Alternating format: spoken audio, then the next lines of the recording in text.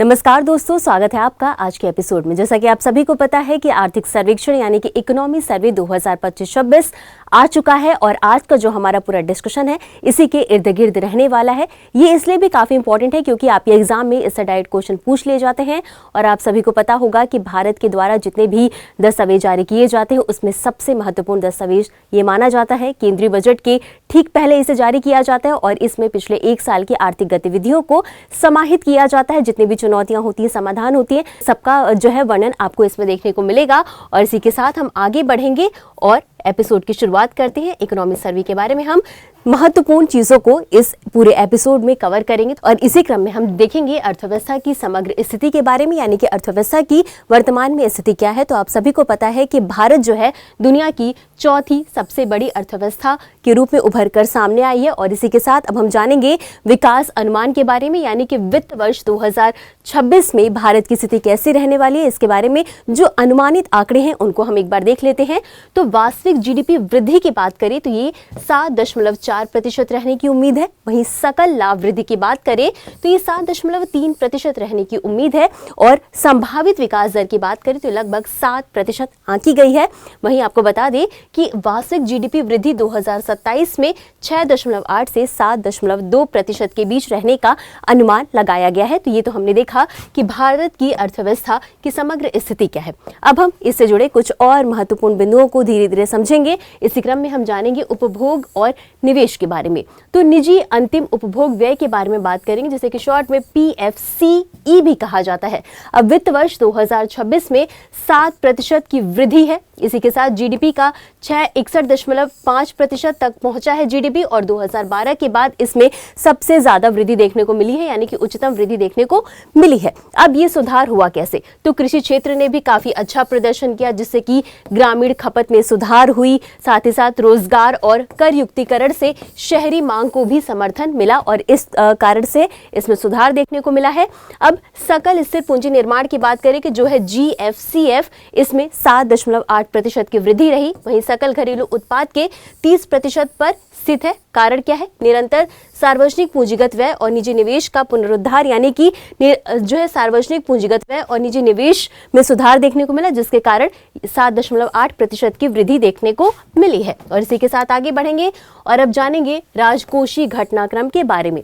अब वित्त वर्ष 2025 में जीडीपी के 9.2% तक पहुंच गई है राजकोषीय घटनाक्रम, जो कि महामारी से पहले 8.5% थी। वहीं प्रत्यक्ष कर आधार का विस्तार हुआ, जिसमें कि आयकर रिटर्न दाखिल करने वाले लोगों की संख्या बढ़ी है। वित्त वर्ष 2022 में 6.9 करोड़ थी और अब ये बढ़कर वित्त वर्ष 2025 में 9.2 करोड़ हो गई है। जीएसटी संग्रह की बात करें, जीएसटी कलेक्शन की बात करें तो अप्रैल दिसंबर 2025 के दौरान 17.4 लाख करोड़ रुपए का संग्रह हुआ है और पिछले वर्ष की तुलना में इसमें 6.7% की वृद्धि देखने को मिली है।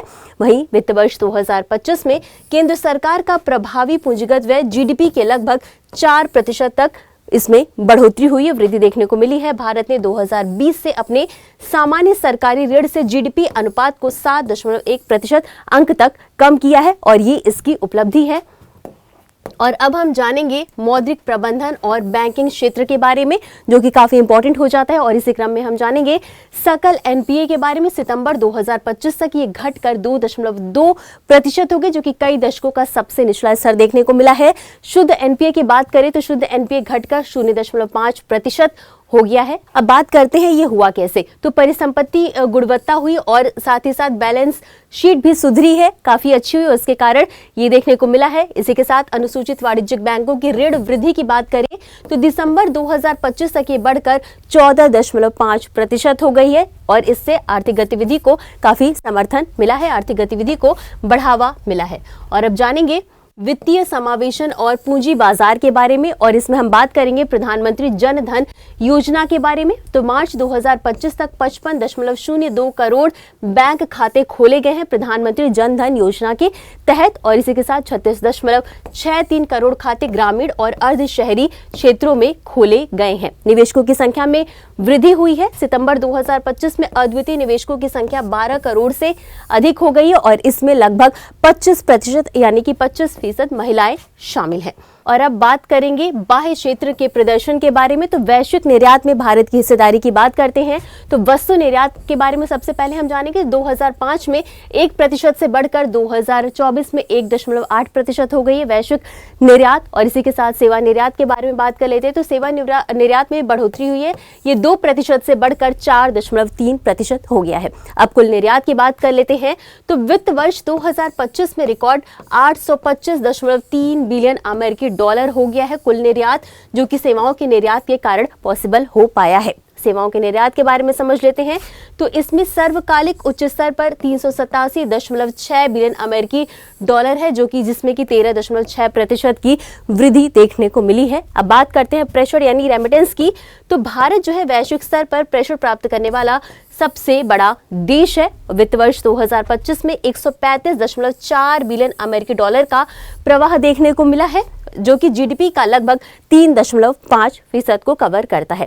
अब विदेशी मुद्रा भंडार की भी बात कर लेते हैं तो जनवरी 2026 तक विदेशी मुद्रा भंडार जो है वो 701.4 बिलियन अमेरिकी डॉलर रहा है और लगभग 11 महीनों के आयात और बाहरी ऋण का 94% हिस्सा कवर करता है। और इसी के साथ आगे बढ़ेंगे और अब समझेंगे कृषि और संबद्ध क्षेत्रों के बारे में। तो सबसे पहले हम बात करेंगे खाद्यान्न उत्पादन की वित्त वर्ष 2024-25 की। तो यहाँ पर जो है 2024-25 में खाद्य उत्पादन 3,577.3 लाख मीट्रिक टन तक पहुंच गया है, जो कि पिछले वर्ष की तुलना में 254.3 लाख मीट्रिक टन अधिक है। बागवानी उत्पादन की बात कर लेते हैं तो 362.08 मीट्रिक टन है। खाद्यान्न उत्पादन से भी इसमें अधिक वृद्धि देखने को मिली है। अब बात करते हैं पशुधन और मत्स्य पालन की। तो मछली उत्पादन में 2014 से 2024 के दौरान 140% से अधिक की वृद्धि हुई है। और इसी क्रम में हम जानेंगे पीएम किसान योजना के बारे में। तो किसानों को 4.0 लाख करोड़ रुपए से अधिक की राशि हस्तांतरित की गई है पीएम किसान योजना के तहत किसानों की मदद के लिए। तो ये तो हमने समझा प्राथमिक सेक्टर के बारे में। अब हम जानेंगे उद्योग और विनिर्माण क्षेत्र के बारे में बात कर लेते हैं। तो सबसे पहले हम इसमें बात करेंगे औद्योगिक सकल बाजार मूल्य की। तो वित्त वर्ष 2026 की पहली छमाही में 7% की वृद्धि देखने को मिली है वास्तविक रूप में। और विनिर्माण सकल मूल्य यानी जीवीए की बात करते हैं तो वित्त वर्ष 2026 की पहली तिमाही में 7.72% और दूसरी तिमाही में 9.13% तक इसमें बढ़ोतरी देखने को मिली है, वृद्धि हुई है। अब उत्पादन से जुड़ी प्रोत्साहन यानी पीएलआई योजनाओं की बात कर लेते हैं। तो 14 क्षेत्रों में फैली हुई है उत्पादन से जुड़ी प्रोत्साहन यानी कि पीएलआई योजना, जिसमें कि 2 लाख करोड़ रुपए से अधिक का निवेश आकर्षित किया है इन क्षेत्रों ने। और इसी के साथ 18.7 लाख करोड़ रुपए का उत्पादन हुआ और 12.6 लाख नौकरियां इससे सृजित की गई, जिसका अर्थव्यवस्था पे काफी अच्छा प्रभाव देखने को मिला है, सकारात्मक प्रभाव देखने को मिला है। अब इंडिया सेमीकंडक्टर मिशन की बात कर लेते हैं इसी पहल में। तो इसमें 10 परियोजनाओं में 1.6 लाख करोड़ के निवेश के साथ घरेलू विनिर्माण को बढ़ावा मिला है।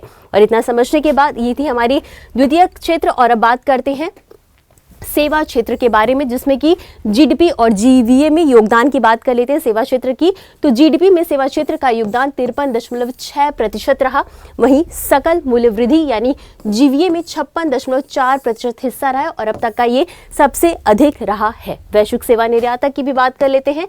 तो भारत वैश्विक स्तर पर 7वां सबसे बड़ा सेवा निर्यातक है। आपको ये बात याद रखनी है कि भारत जो है वैश्विक स्तर पर 7वां सबसे बड़ा सेवा निर्यातक यानी सेवा निर्यात करता है। अब प्रत्यक्ष विदेशी निवेश यानी एफडीआई की बात कर लेते हैं। तो वित्त वर्ष 2023 से 25 के दौरान कुल एफडीआई का 80% से अधिक हिस्सा जो है वो सेवा क्षेत्र से आकर्षित हुआ है, जो कि एक काफी अच्छी सकारात्मक वृद्धि को दर्शाता है। और आगे बढ़ेंगे, अब समझेंगे अवसंरचना और कनेक्टिविटी के बारे में भी जान लेते हैं, कुछ आंकड़ों को समझ लेते हैं। तो केंद्र सरकार का पूंजीगत व्यय के बारे में बात करेंगे। तो वित्त वर्ष 2018 से 4 गुना से अधिक बढ़कर वित्त वर्ष 2026 में 11.21 लाख करोड़ रुपए हो गया है। इसी के साथ हाई स्पीड हाईवे कॉरिडोर की बात करें तो इसमें भी 10 गुना की वृद्धि देखने को मिली है लगभग, और ये 5364 किलोमीटर हो गया है। इसमें जो है कि 10 गुना वृद्धि देखने को मिली है। अब घरेलू विमानन बाजार की बात करेंगे तो भारत तीसरा सबसे बड़ा बाजार है घरेलू विमानन के लिए, जिसमें कि हवाई अड्डों की संख्या 2014 में 74 थी और ये बढ़कर 2025 में 164 हो गई है। और इतना समझने के बाद अब आगे बढ़ेंगे और जानेंगे सामाजिक क्षेत्र, शिक्षा, स्वास्थ्य और रोजगार से संबंधित डेटा को देख लेते हैं। तो सबसे पहले हम इसमें डिस्कस करेंगे स्कूल नामांकन के बारे में।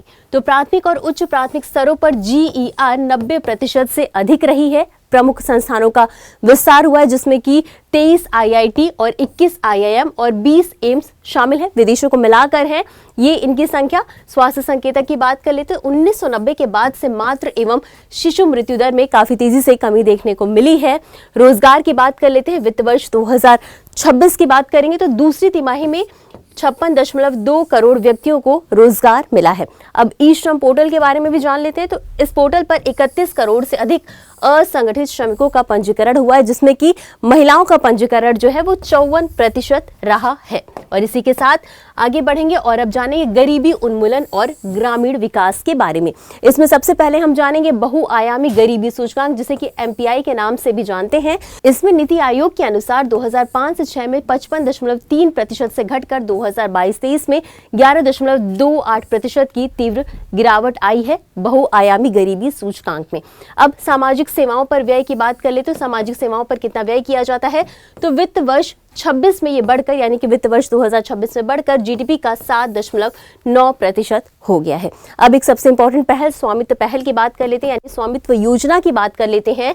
तो इसमें ड्रोन आधारित संपत्ति मानचित्रण किया गया और इसके माध्यम से ग्रामीण संपत्ति स्वामित्व में सुधार किया गया है। तो जितने भी इंपॉर्टेंट चीजें थी इकोनॉमी सर्वे से रिलेटेड उसको हमने एक एक करके डिस्कस कर लिया। उम्मीद करते हैं आपको ये एपिसोड अच्छा लगेगा और इस प्रोग्राम की PDF को आप हमारे Telegram channel next IAS Hindi से डाउनलोड कर सकते हैं।